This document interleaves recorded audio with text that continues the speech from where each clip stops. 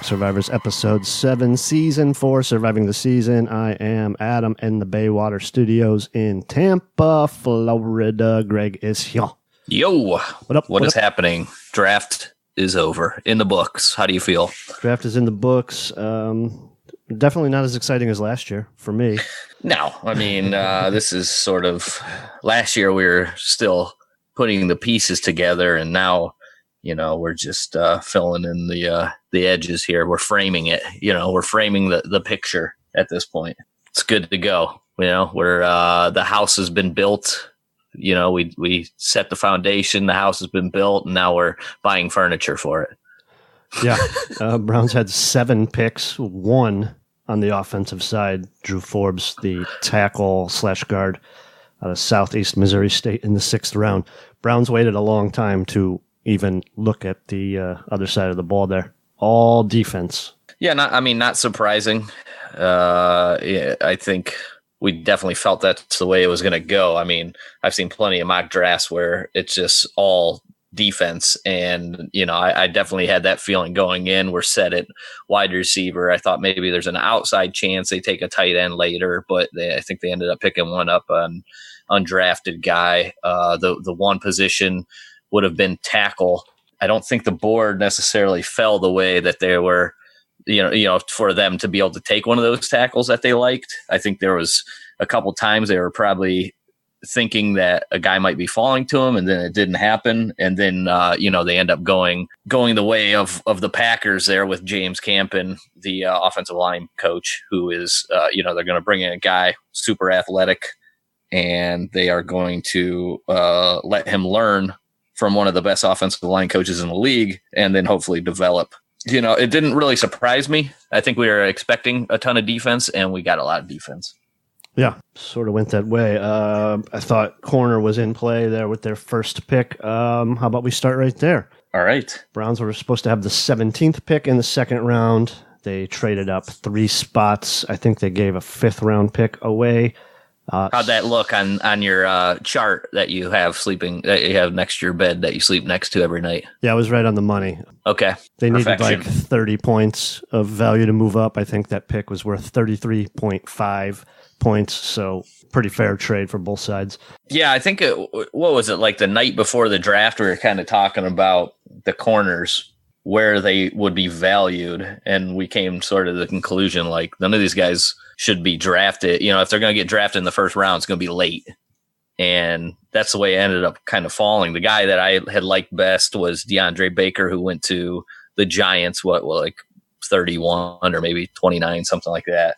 And then you know, he went there, and then you still had, you know, Greedy Williams, you still had Byron Murphy going into the 2nd day. And I feel like there was just a lump of these guys that you could kind of just throw a dart against the wall, and you're going to get a good player there in the 2nd round. And Greedy's one of those guys sitting there. The Browns say, okay, hey, we'd rather get the guy that's going to be good man coverage.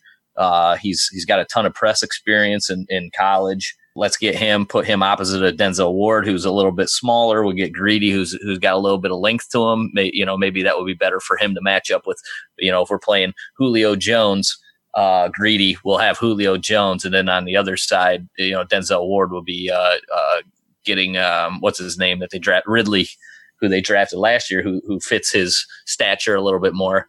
John Dorsey said that's not necessarily the plan, and Freddie says that's wasn't what they were thinking. You know, he said we're just looking for corners that can cover. I think that helped out Greedy. That helped Greedy get drafted there. The fact that he had a little length to him, the fact that he was so good at man coverage, and you know, he seemed to be a good fit for the Browns there. Did you have any apprehension there with Greedy yourself? As far as athletic testing, he was super fast, 4.37 40. He didn't do much at the combine, but he did the jumps on his pro day, 36 inches vert, 10.4 broad. That's good. He didn't do enough agility drills, so unfortunately we didn't get to see that. 6'1.5", 185. I mean, he is it's a little thin, right? Oh, he's super skinny, yeah. And then the one knock on him is his tackling. If you look at his tackling efficiency from Pro Football Focus is a 9.5, which gives him 60th ranked out of all the draft eligible corners, which is like right in the middle. I mean, if you just look at missed tackles, he missed 4 tackles last year, missed 6 the year before. So 10 missed tackles, 55. He's got 55 solo tackles and 10 assists, according to Pro Football Focus. Look, I mean, you watch him. It doesn't tell me like he's like missing a ton of tackles, but when you see him, it's not good technique. He's constantly putting his head down and he's diving at people's feet, so that's the one thing, I guess. When you get a guy like Denzel Ward, who's super physical, he's going to come up, he's going to put his body on your body. He's just not shooting for, the single leg takedown like Greedy is necessarily. We also have Denzel Ward now sitting there with two concussions after 1 year. So you don't want Greedy to, get hurt while tackling, but at the same time, you want to be getting the guy down, First responsibility of your corner, cover well. Second responsibility, just tackle the guy. You don't have to, crush people. Just bring them down to the ground. That's all we're asking for. Right. So that's the one knock on him. If you look at like an overall grade from Pro Football Focus, he was an 80.5 overall this year, 73.9 run defense, which is above average, and an 82.7 in coverage. His coverage was a little bit down. Wasn't quite as good this year as it was last year. 2017, he was at 89.8. So you look at that, he only gave up 40% catch rate this year. He saw 67 targets, gave up 27 receptions for 401 yards, 2 touchdowns, 2 interceptions, and 10 pass defenses. So he gets his hand on a lot of balls, 21 career in 2 years, 21 career pass defended. Passer rating against for the 2-year career, 42.5, which is, I mean, that's a phenomenal number, especially with the way that they have him playing so much man.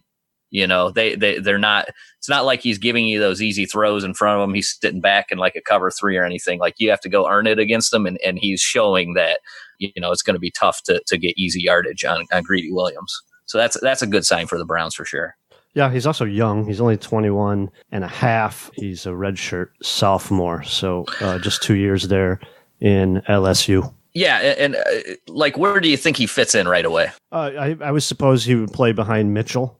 He's an outside corner. You're gonna play him behind there and then work him in. He did play punt return coverage in college, so he did get some special teams play. That seemed to be a theme there. Like, it seemed like everybody had a little bit of special teams, in their background that they drafted.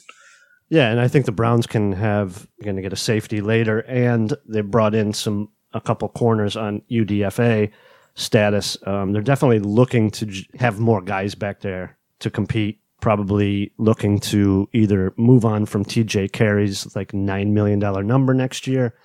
Yeah, maybe even Mitchell is in trouble what is Mitchell at next year? Greedy plays well. While you're looking it up, if you are looking up, so I was thinking Greedy. You can have, it gives you a little bit of flexibility here also, especially with the way that more teams just are playing more wide receivers. There's times where you can now match up a little better. You can have Mitchell out there. You can have Greedy on one side. And you can even throw Denzel Ward into the slot if that fits the personnel that you're going against, where you now have 4 quality cornerbacks that if they're running 4 wide receiver sets, you're going to, it looks like look at a team like Arizona that goes and drafts like 3 or 4 wide receivers in the draft. And then they already have, Larry Fitzgerald and the kid from Texas A&M still on the roster. And you're going, okay, they're going to go play this Texas Tech offense where they're running 4 wide receivers out there. Guess what? We have 4 cover corners now. That's what interesting thing about this draft now. And then we go and get linebackers that are going to be able to play the run. It seems like what they're building on defense is just going, all right, we need to fit every situation of every offense that we're going to face, and we need to be able to be at least adequate, decent enough to be able to play against any offense that we face, all the different styles. I think they got better at doing that in this draft. Yeah, Terrence Mitchell, you'll owe him $3 million cash next year to play. That'll be his last year of his deal. TJ Carey, $7.25 million cash, nothing guaranteed either. So yeah, you turn over veterans that are on the non-guaranteed portion of their deals. So sure, and I think that's something that John Dorsey has been doing as well. I mean, we saw that last year. Go ahead and get rid of what's his name, Zeitler can go to New York because you got Corbett sitting there. Mm-hmm. So That's what they're looking at here. When your starters are filled, your starting positions are good, you can start preparing for the future a little bit and then building that depth up behind. And that's what we did. But yeah, I mean, this was a good pick to me. Like Greedy Williams, I was surprised he was still there. To be honest, I was thinking he would have gone real early in that second round. So I think the Browns definitely got some value there. I mean, other guys that were on the board at the time that the Browns may have been thinking about would have been Marquise Blair. That's the safety from Utah. Max Sharping, who we talked about numerous times. Nasir Adderley, again, another free safety that we had talked about. I was surprised he was still there at the time. And Juan Thornhill, who was another guy that we've talked a lot about, that can play safety. And then, safety, in my opinion, deeper. Like, it's easier to find a safety than it is to get one of these lockdown corners. So the value to me is getting the corner here. The problem with not picking up like Max Sharping here, and I think this would have been a reach for Sharping, to be honest. I liked him more in the third round, is it got thin. The offensive tackle position got thin early. There wasn't much you could do after that. Justin Lane there, who went to Pittsburgh, he kind of slipped a little bit in the draft. Yeah, Justin Lane also, yeah. He was on that list as well. Yeah, I mean, again, like, he falls just on the fact that there was so many guys grouped up there in the second round. Yeah. There's only so many teams that are going to be able to draft a quarter that want to get a corner that high, right? Right. But there's 5-6 corners sitting there that everybody kind of has. All right, these guys are in this framework. I mean, there's a number. If you look back, the kid from Penn State dropped pretty far. I don't have it in front of me here exactly how that whole draft fell, but it seemed like, we knew there was going to be a little bubble of corners there. And then one of them's going to fall, and Steelers end up getting a good deal, picking up Lane where they did. Yeah. So then the Browns stayed put in the third round. Sione Takitaki, the linebacker out of BYU. Well, initially I was like, whoa, I wasn't expecting this. I wasn't expecting Takitaki this high. You could say it's a reach. The more I've looked into it, like what the Browns are sort of looking for, I think they're sitting there and they're kind of trying to debate. They want this linebacker who can run, who can blitz, who's very versatile. I mean, Takitaki hasn't shown a ton of coverage ability, but he seems to have the traits to be able to do it. He can be an effective pass rusher. He played defensive end in 2017 and did it really effectively. He played middle linebacker. He played weak side linebacker. It didn't matter. Wherever they put him, he was good. So I think they're sitting there at 80 or 81. I don't know. What pick was that? 80, 81, something like that. Mm-hmm. And they know we have to get better. Our linebackers are terrible.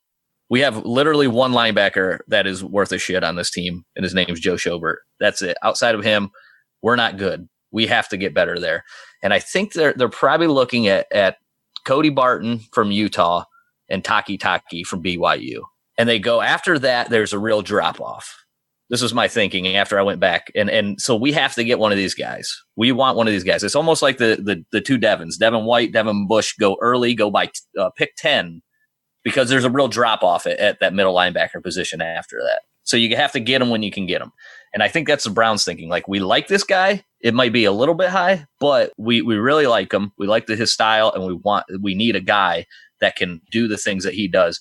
Let's just go ahead and get him. Let the chips fall where they may. So in that aspect, I thought it was a good pick because it's such a need. It's probably the biggest need on this team, to be honest. I mean, this guy can come in. He can give you snaps that you're going to lose from Jamie Collins being out of here. I don't know how he's going to do, like I said, against the pass right away. That could be a problem. But if you're telling me he can't give you more than what Kirksey can give you, then he's a bust, because Kirksey's given you basically nothing. I mean, there's no secret that I haven't liked Kirksey for the past 3 seasons. So I'm ready for him to be replaced. I'm fine. Jamie Collins is gone, and now it's time for the Takitaki era. Yeah, Kirksey would be $8.75 million next year. There's not a chance he's playing on that contract. Yeah, that's no way. The thought was, okay, what are you doing with Taki? What position is he playing? Is he weak side? Is he strong side? Is he actually going to? There's been the Joe Schobert rumors. Is he going to be taking over at middle linebacker? And this was asked. I believe it was Elliot Wolf was up there for the Taki interview, right? I think him and Alonzo Highsmith. Look at it.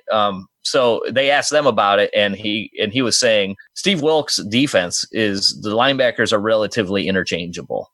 We're just looking for guys that can run, guys that can get after the quarterback when asked to, guys that can cover. And it's about speed. They're looking for speed. And Taki, he had pretty good measurables, right? What did he have? Do you have those up by chance? Yeah. His agility drills aren't good. Ran a 4.63 at 238 pounds. His vert and broad were very good, 37 inches and 125 inches. Those are high percentile. And his 20-yard shuttle was okay, a little bit above average. And then he turned out 24 reps, which is nice. Now, I know he ran the 40 faster in Schobert. I don't know. I think his vertical was better. Not sure about his broad or his agility. But after looking at that, I was thinking he's pretty close to what Schobert was. Because wasn't Schobert like 6'1", 240 also? Yeah, 6'1", 244. Schobert ran a 4.76. Yeah, so I knew it was relatively close there. Yeah, this guy is an interesting guy, man.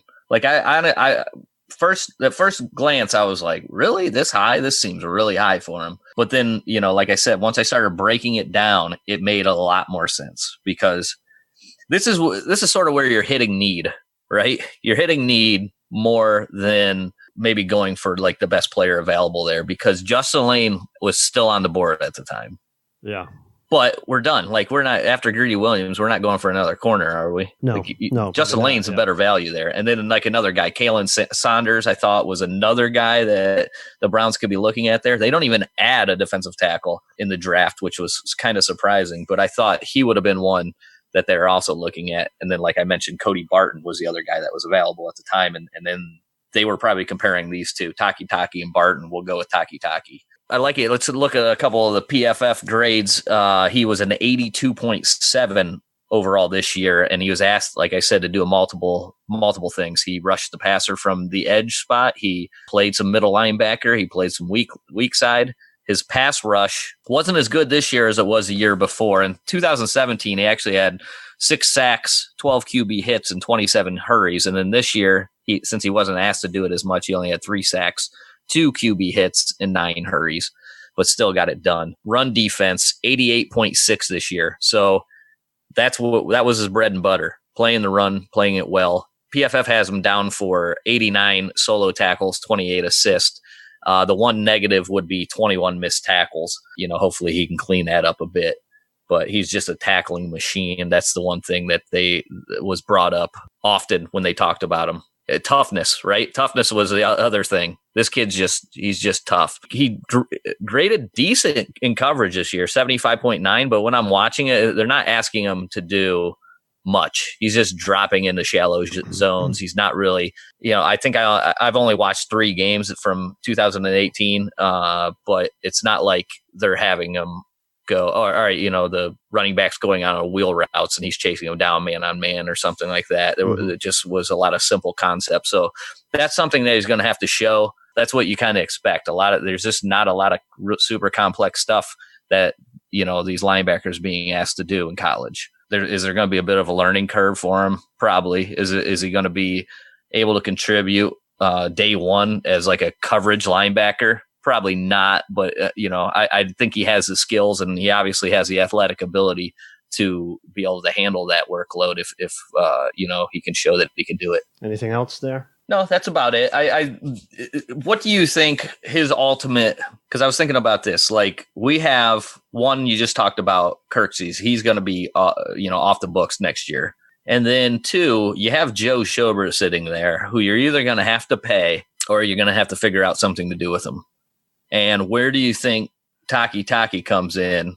Do you think that affects Joe Schobert in any way? Being that he played some edge, would he be suited to Sam Backer or? Well, like I said, according to Elliot Wolf, and who said it's pretty interchangeable. It's not necessarily. That's just what Steve Wilkes is going to ask you to do if you're playing Sam you're going to have similar responsibilities to if you're playing weak side is what the way they're acting. I think what he's mostly saying is we're not going to be playing three linebackers for the most part. Yeah. We're going to be playing 2 linebackers and both of them are going to be off the ball. So it doesn't matter much. So I don't think it matters that much. I think that's what him and Freddie was alluding to, that you're in 70% of the time. Freddie said that you're out of your base defense. So you're in your sub package. And then those guys are, he's going to be asked to do the same thing as what Schobert's kind of asked to do anyways. Well, then, so they're interchangeable in that aspect. But yeah, if you're in your base defense, I'm thinking he's a Sam. That's what I look when I look at him, because I think they're getting smaller these days, these linebackers. So you can look at 238 and you go, he's not real big because he's only 6'1". Usually a lot of the Sams are a little bit taller and have a little bit more weight to them. I feel like more teams want speed over that size, and they'll give up 10 pounds if you can be a little bit faster.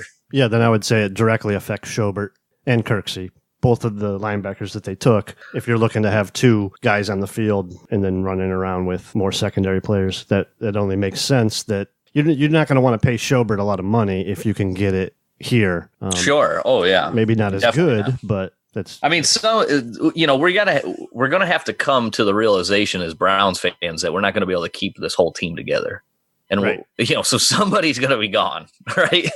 And I'm not saying that it has to be Schobert, but at some point they're going, I'm all, if they want to re-sign Schobert and then this is your second linebacker for the future, I'm great. To me, Schobert's the only one on the roster before the draft just took place that can even play at linebacker.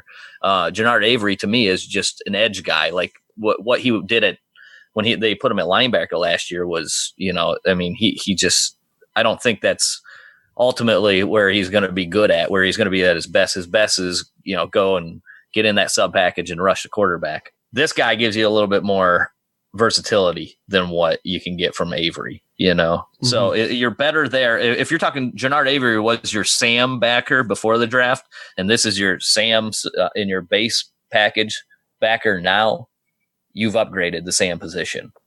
But I don't think that's where it's just going to end there. Early on, it's probably that's where it's going to end. But maybe halfway through the season, we might be seeing more Taki out there in the sub package. Yeah, makes sense. He's got to prove it, though. We have to see him cover. We just, it's the unknown right now. All right, Browns in the 4th round also stayed put. Sheldrick Redwine, safety out of Miami, Florida. This, to me, was the ultimate meh pick because I can't tell you how many times I've watched Redwine and fell asleep. It's just boring. Like he's not an exciting player to watch. He's good. He's solid. He's fine, right? He's fine. That's what, when you go, what do you think of Sheldrick Redwine? I'd go, he's fine. That's it. Like he's there. He'll hit you a wrap up. He'll take you down. He can do a little bit in coverage. Nothing flashy. He's not going to live in your backfield. He's not going to be making one-handed, Nasir Adderley picks in the secondary. He's not going to be shutting down the slot guy. He's going to be there. Solid coverage. He's going to be doing okay, right? And that's about all I can say about Redwine. I thought this is not my favorite pick. Looking at the board, Deontay Thompson, for what the Alabama safety was still there, they chose Redwine over him. So that says a lot about what the Browns thought about him. I think he gives you versatility, but you also had Greg Gaines sitting there who could have been, a nose tackle that you're, I think, so badly needing here. You had Ben Burkervin still sitting there. You want to talk about, need at linebacker still, which we add, Mac Wilson with our next pick. Ben Burkervin, to me, much better middle linebacker there. And if you're talking about really getting away from Joe Schobert next year, Burkervin would have been the guy that I would have went with there. But I get it from the aspect that he's versatile. Sheldrick Redwine can do a little bit of everything in your secondary. And he's a good special teams player. Yeah, his sophomore year, he started 5 games at corner, and then his junior and senior year, he played free safety. So yeah, and I think he's a pretty good athlete, right? Oh, he's a great athlete. His athletic profile is awesome. Okay, good. So, but when just watching him, you just like, you're not blown away. I don't think he's like super instinctive. I tell you, the thing I really like about him is that it's not like he's not going to light you up and like knock you into next week, but when he gets a hold of you, he's bringing you down. He's a solid tackler. Yeah, that's good for free safety. Yeah, and you, like I said, the versatility is he's not just free. He plays up towards the line of scrimmage for Miami. He plays the slot. I believe he was a cornerback originally at the U, was he not? Yeah, I just said that. He was a corner in the sophomore year. It started 5 games. Oh, okay. Thank you. Are your headphones on? I'm tuning you out. But yeah, okay. So I noticed. So that's the things to like. Plus, this is round 4. You're not going to probably find a starter here. And I named the guys. None of those guys are going to start for you day 1. So we still need to improve with the special teams. And this guy's a special teams contributor. So it makes sense. But at the same time, I'm not blown away by the pick. And I wouldn't be surprised if his career goes either way, good or bad. I'll give you a couple PFF things for overall this year. He graded pretty well. This was by far his best year. Pro Football Focus grading 81.6 overall, 72.6 run defense, and 85.9 coverage grade. And that was far and away the best coverage grade. I mean, he was 67.6 freshman, 67.4 sophomore, 69.8 junior, and then went all the way up to an 85.9. And you see that spike. That's not something that you should be shocked by. That happens a lot. I mean, as guys get more snaps, they get used to the system they're playing in. They get better. You're a senior, you're going to be a hell of a lot better when you're a freshman. So to see improvement every single year out of him, that's a good thing. And that gives you some hope that he can keep on improving into the pro game as well. He also blocked some kicks too in school. 4 blocked kicks his senior year. Oh, dang. Yeah. I didn't know you had 4 of them. Wow. As a rookie in the NFL, you have to come in and play special teams to get on the field. Maybe that's something that he can do there as well. Move to the 5th round. Let's do it. Mac Wilson is picked the 17th pick of the 5th round. He is a linebacker out of Alabama. This is what you would call, I guess, a value pick with Mac Wilson here. I'm not a huge Mac Wilson guy. This is another sort of like the red wine, but I don't think Mac Wilson is a very good athlete, right? And nowhere near what red wine is. No. Okay, so when watching Mac Wilson, the biggest thing that I see right away, he waits. He does not diagnose quickly. He doesn't see it and go. I think when you're a linebacker, that's the one where you see it. You see those guys, they react quickly. The really good ones are instinctive football players, right? I think that might be the most important aspect of playing linebacker.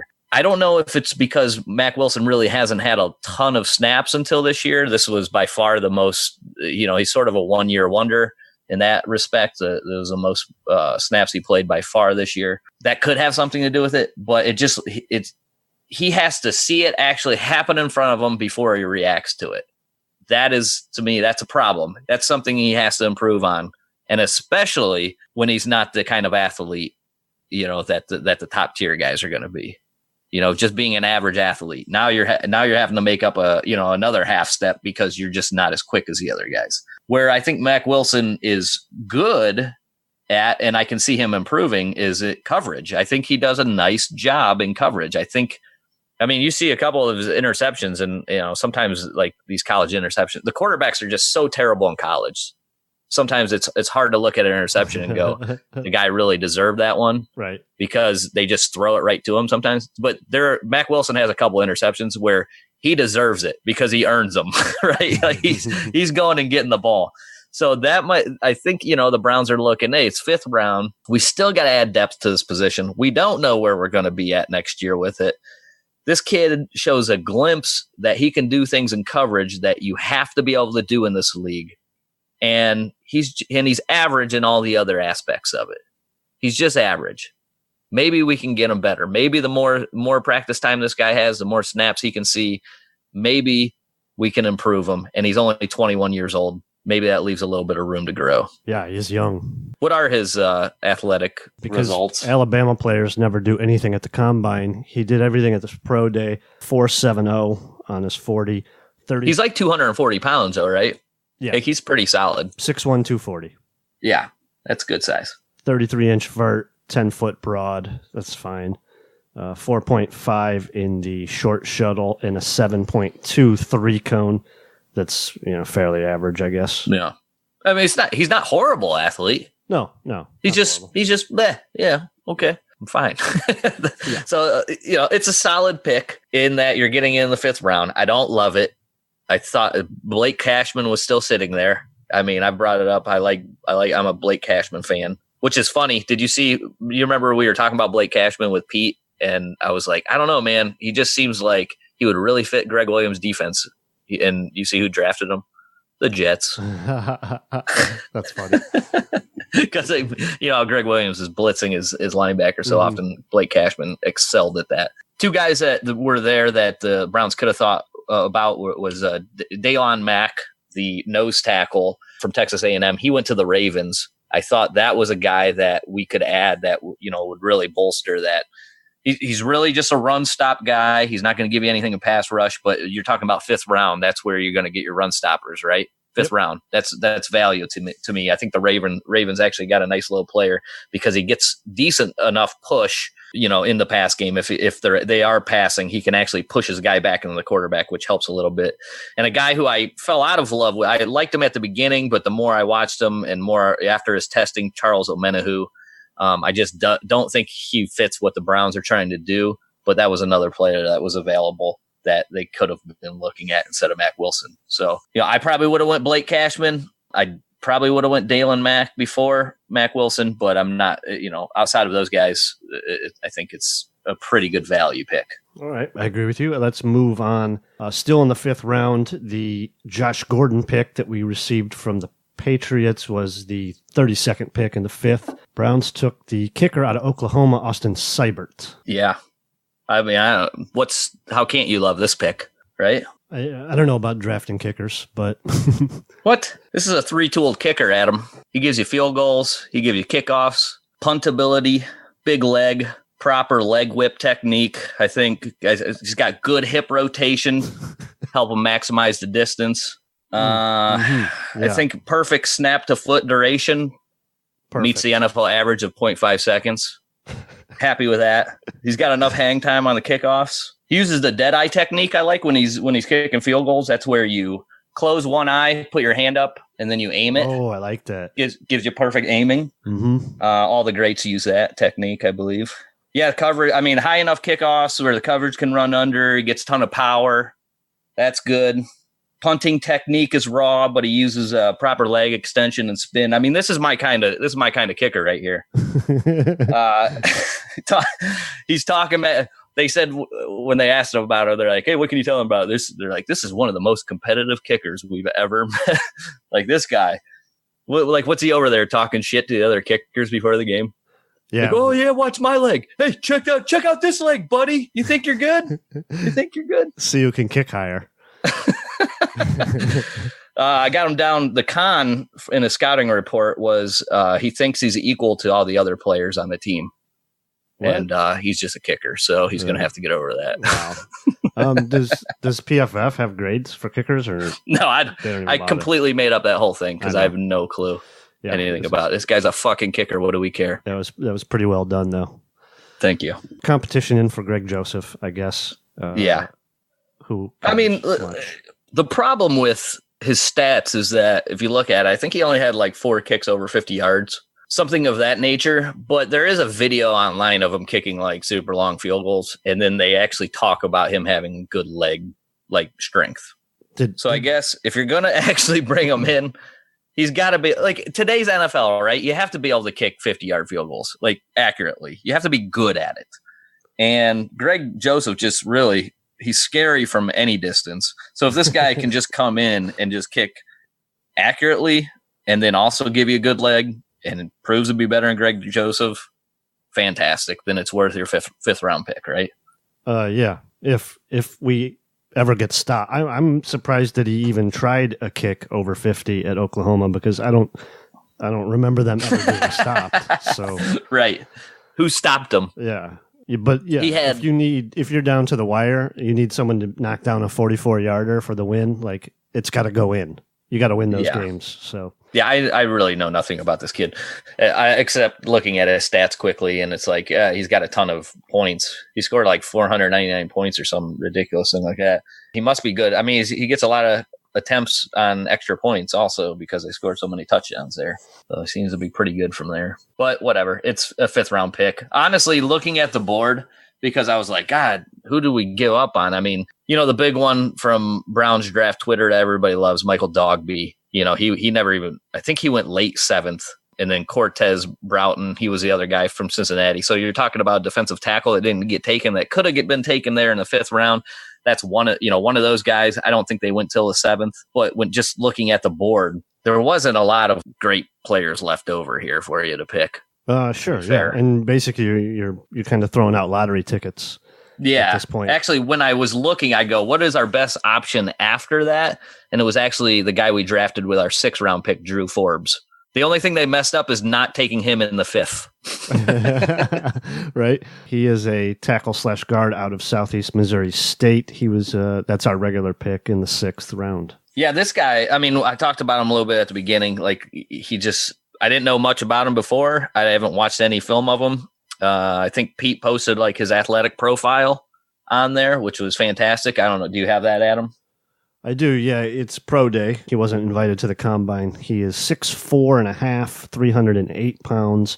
He is just turned 22. He ran a 4.98 40, which we heard from what's his name, that the 40 was actually important for James Colburn. Colburn, yeah. That 40 is really good. Vert 30.5, broad 8.11, short shuttle 4.7, 3-cone 7.84, and he did 26 bench reps. Yeah, and so you take that, you get one of the best offensive line coaches in the league, and you let this guy mold him. That's what you're doing here. You got an outstanding athlete, probably not a tackle when it's all said and done. He's probably going to slide into the guard. He's a little short. Maybe he can play tackle. We'll see. This is a project. We're not going to probably see this kid this year. That's fine. But looking at the rest of the tackles and guards and stuff that was left over, I mean, that Oliuta that Pete had talked about on the podcast was still there at the time. I like him.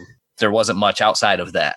That was basically it. So they take a flyer on this kid. They love the athletic profile, and now it's time to coach him up. All right. Then moving on to our last pick, the Cody Kessler selection from the Jags, 7th pick in the 7th round, Donnie Lewis Jr., Tulane cornerback.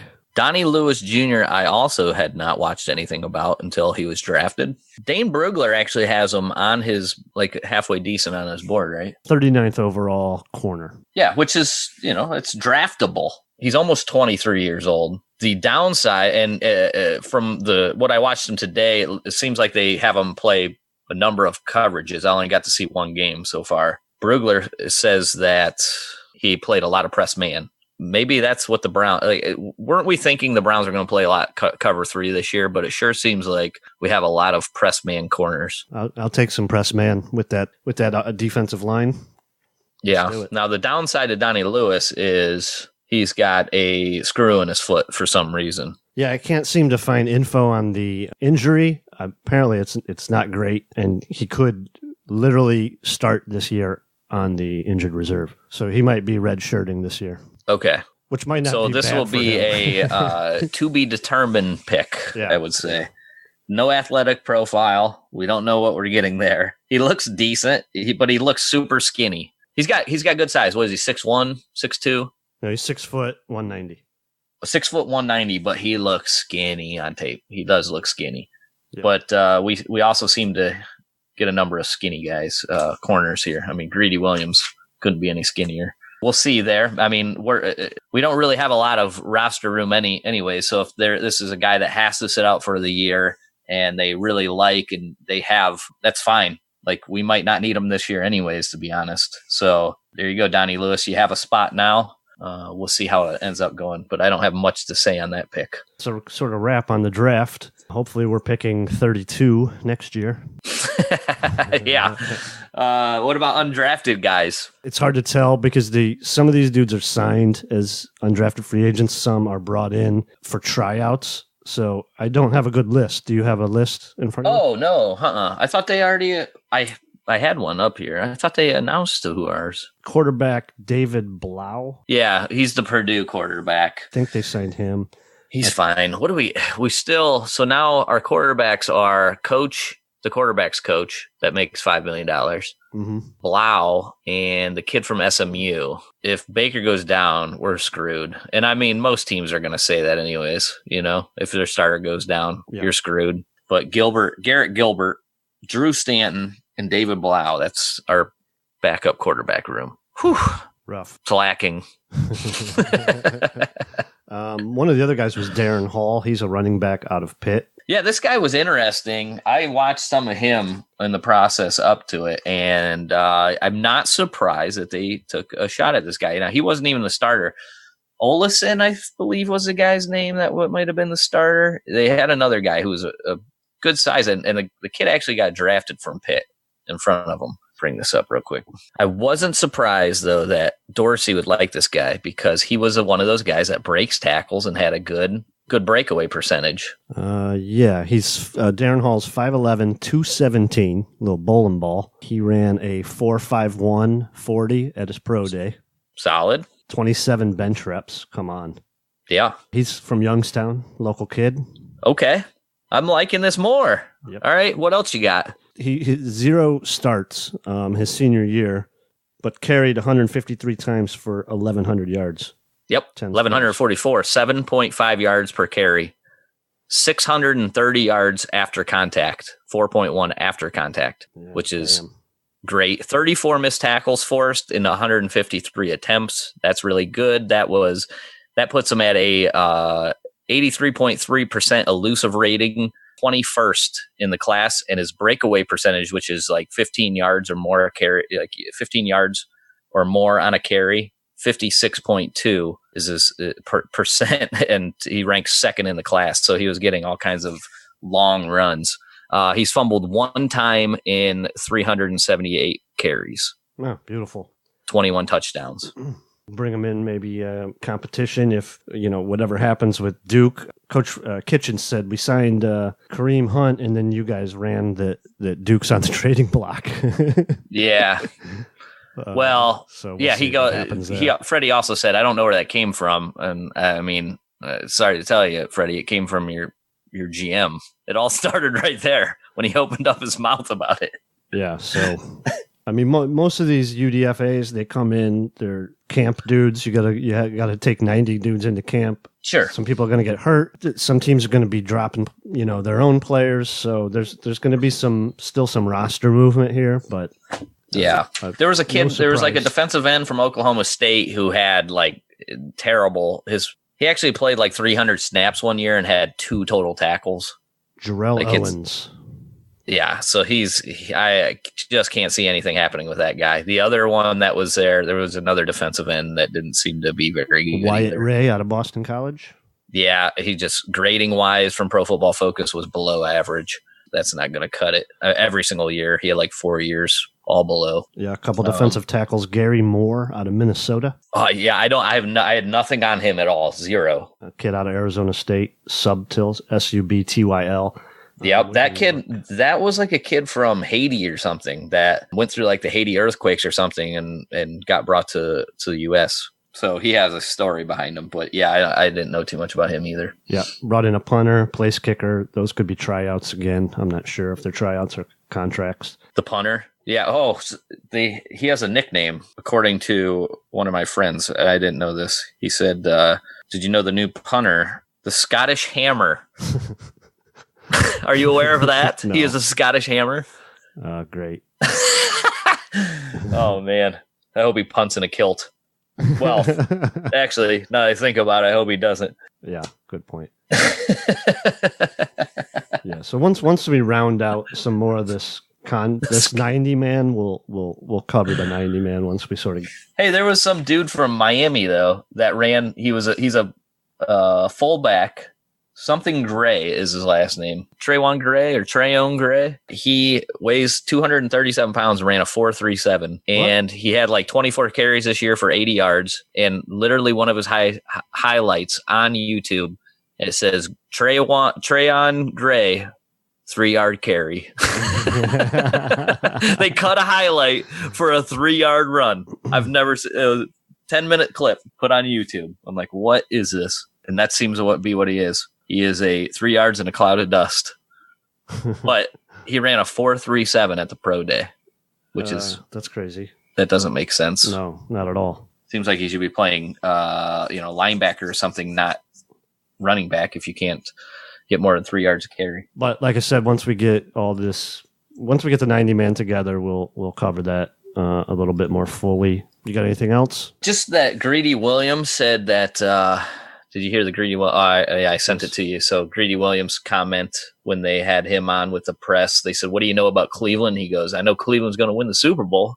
Which that was fantastic, hilarious. So if you get a chance, go listen to those. The one with Sione Takitaki was a good interview as well. He seems just like a very straightforward guy. They asked him, "Hey, what happened? Like, how'd you get in trouble? What was going on there?" And he's like, "It's just my life. Like, I grew up, in shitty circumstances, and now I'm grown up. Now I learn from my mistakes." So he was very forthcoming with that stuff.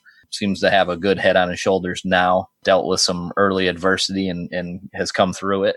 So that's a good one to listen to. And then Mac Wilson had said 31 other teams are going to feel the pain I felt when he had to wait till round 5 to get drafted. So he's apparently taking names. Good. Nice. Love it. Yeah. But that's about it. Cool. We got one review to read from Dover, Ohio beer guy. He's out there grinding in the stores with us, huh? Nice.